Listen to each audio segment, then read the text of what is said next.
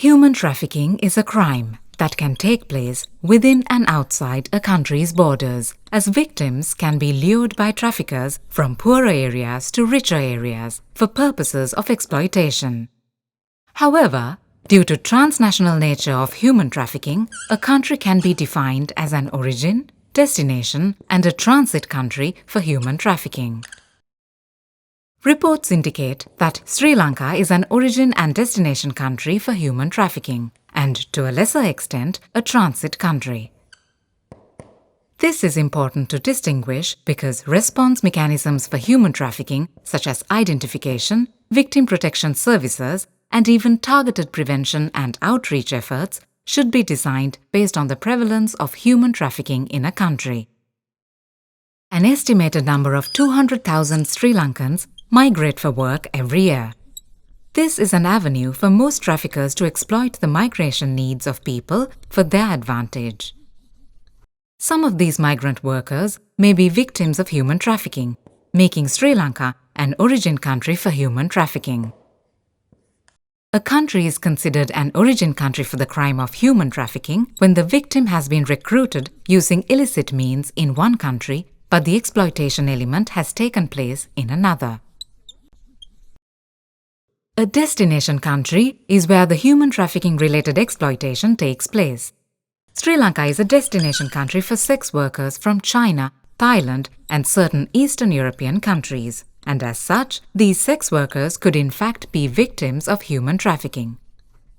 Another example in this regard is how men from countries such as India, Bangladesh, and China are exploited for labor in Sri Lanka's construction sector. Sri Lanka's position as a transit country for human trafficking is growing.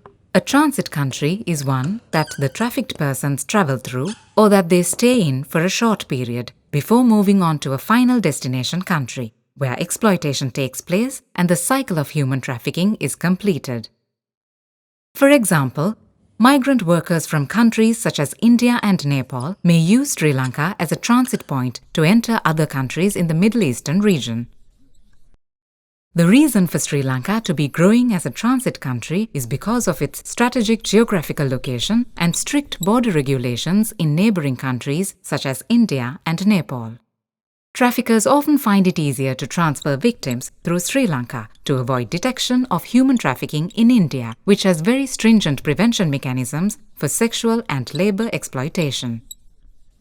Similarly, Nepal's stringent regulations for female migrant workers make Sri Lanka a more appealing transit country for human trafficking. The burden of accurately identifying a victim of this crime often rests on the shoulders of someone else, but it is a collective responsibility between society and government to ensure accurate identification of victims and reporting of situations where human trafficking occurs. Your awareness could help save a victim.